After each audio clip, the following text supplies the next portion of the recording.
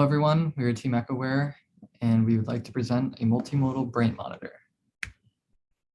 Our technical directors for this project are Nicholas Constant, the founder of EchoWear, and Kunal Mankodia, who is the co-founder of EchoWear.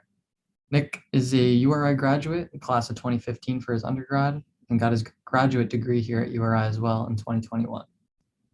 Kunal is a professor in the biomedical engineering department here at the university. Our team consists of myself, Chase Pearson, an electrical engineer, Gianna Nardini, a computer engineer, and Jessica Yang, also an electrical engineer. First, what is EchoWear? EchoWear is a medtech startup founded in 2016 who are focused on translating human needs into health technologies. They work closely with medical experts at Rhode Island Hospital, Butler Hospital, and Brown to make sure that the needs of these clinicians are always being met. Our project motivation is to directly improve the immediate insights available to a neurospecialist. We would like to be able to detect and assess the future trajectory of early mild cognitive impairment, also known as MCI. Our innovative design to account for patient comfort and ease of use is our primary goal in this project. The anticipated best outcome is a wearable brain monitoring device that can be used by neurospecialists in clinical settings for MCI detection. Our device will incorporate functional near-infrared spectroscopy, FNIRS, and electroencephalography, EEG, to measure the brain's blood oxygenation response and electrical activity, respectively.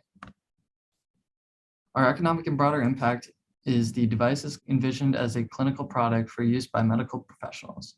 Its use in the early detection of early mild onset cognitive impairments, also known as MCI. This could allow for the early detection of Alzheimer's and similar diseases of the type. We split this project into 3 sections to start out in the fall, and I would like to present the EEG portion of the project.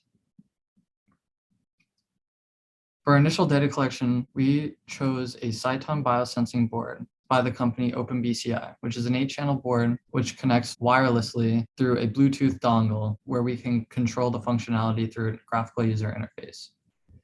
Through the GUI, we are able to select which electrodes are being measured and save the data into a text file, which can later be imported into MATLAB for data representation. In MATLAB, the text file is converted to a CSV where we can take the time series data and plot it, filtered and unfiltered. We found which filter we needed to create using a MATLAB function by taking the FFT of the plot and the spectrogram, where we saw large noise present at the 60 Hertz range. So we created a notch filter to get rid of the 60 Hertz noise. The next thing we wanted to do with the data is ePocket, which ePocketing is taking a window of data and plotting it on top of other windows of data in the same data set. First, we had to detrend the data, which is taking off the polynomial factor. In our case, it was a linear trend, so we took off the linear factor, which this creates it straight across the axis. And then we normalized it, which put it between 2 known points for easier view. Next, we tried to z-score the data, which is another form of standardization, which gets rid of the mean, but creates a standard deviation of 1. And this returns an equivalent shape of the data. Next, we made sure that it was a 2 to the n sample size to ensure even spacing between each of the points.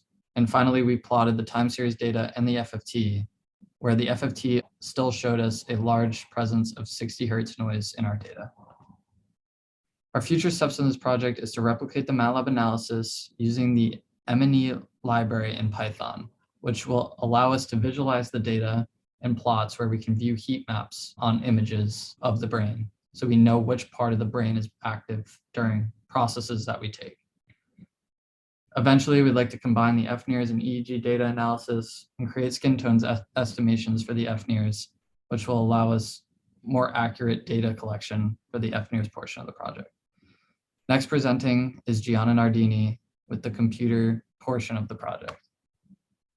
Hi, I'm going to be discussing the computer side of our project to show what I have been working on so far and give an overview of future tasks. I started the semester learning about wireless connectivity.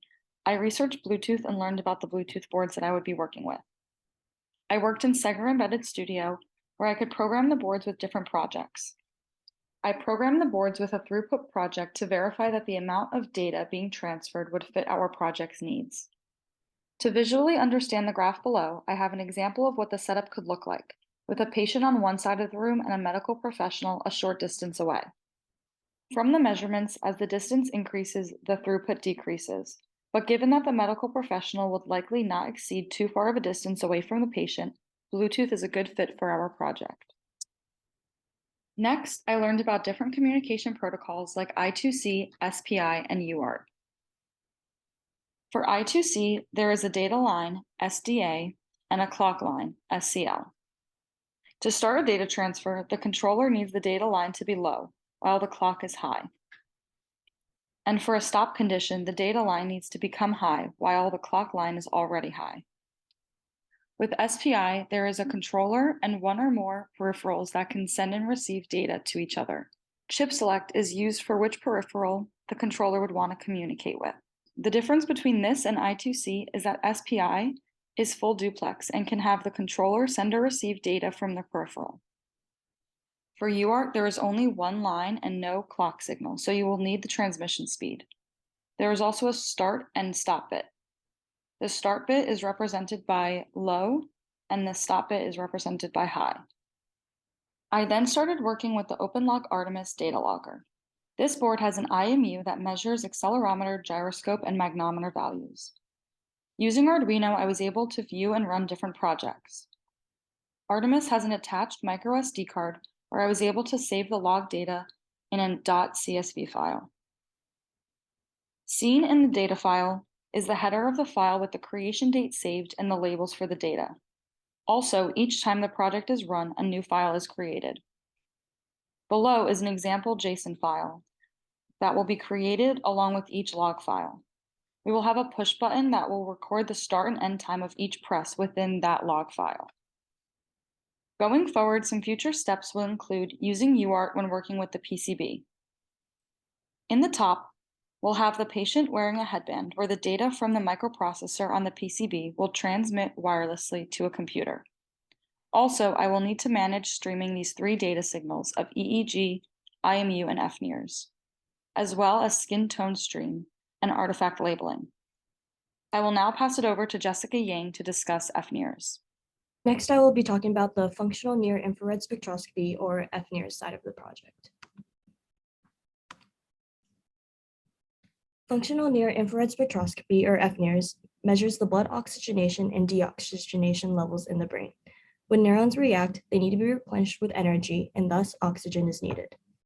These oxygen levels are picked up by near-infrared light provided by LED sources, which travels through the skin and bone and is absorbed by oxygen in the blood. We will then use photodiodes to detect how much of a certain wavelength of this light is detected. This project is based off of a Hardware X project, which we modified into a 4-channel FNIRS with each channel corresponding with its left and right photodiode towards the LED. Here is an overview of the block diagram. For this, we will have an LED driver circuit to drive the MOSFETs to power the LED sources. We will also have current to voltage op-amps for the photodiodes that will read the wavelengths. This is all being controlled with microprocessor that communicates using UART. For the printed circuit board, or PCB side, it will be a small 4.2 by 3.05 inch board, which will be broken out into small breakout boards into sections of a headband that will be wearable. The diodes and photodiodes will be placed on the front part of the headband with an epoxy on the side to allow for better readings of the light measurements. Next, we have the main microcontroller, which will be the largest portion of the board, which will be on the back of the headband along with the battery to power everything. Next, we have the voltage follower op-amps and the current to voltage conversion op-amps, which will be placed on each side of the headband to allow for a nice balanced design. In addition, we will have 90-degree angle connectors, which will allow wires to come out parallel to the forehead to jump from one portion of the board to another across the headband. This will allow for a seamless design instead of having normal header pins, which would come out perpendicular to the forehead. Some future steps will be data acquisition and signal integrity of this design, along with noise reduction processes that need to be put in place. We also will need to implement these designs using a flexible PCB, which will allow the headband to be pressed firmly to the head.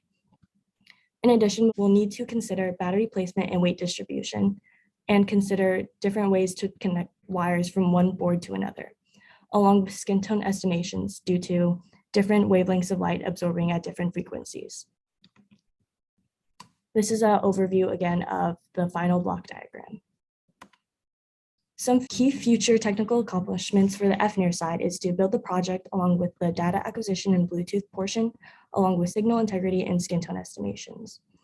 For the FNIRs and EEG, we will need to integrate these designs with a flexible PCB implementation and begin the data collection for both simultaneously. For the embedded system side, we will need firmware implementation along with IMU and skin tone stream, artifact labeling in stream, and data integrity. As you can see, we have a high to medium confidence level for all of these future accomplishments. Our project also encompasses a few risks that we have listed here. One of the main setbacks originally in our project was the chip shortage and us having to find replacement components and circuits to be put in place. We also had an unusable original design project due to the PCB files and schematic files not being able to be used due to our replacement components found. We then remade this design using Circuit Maker because this was a A-level risk.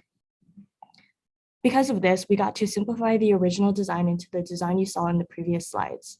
With this, the schematic components and footprints did not exist in the library, so it was a small setback to have us remake those components. We will also have to take into account noise reduction processes due to the breakout boards jumping from one board to another.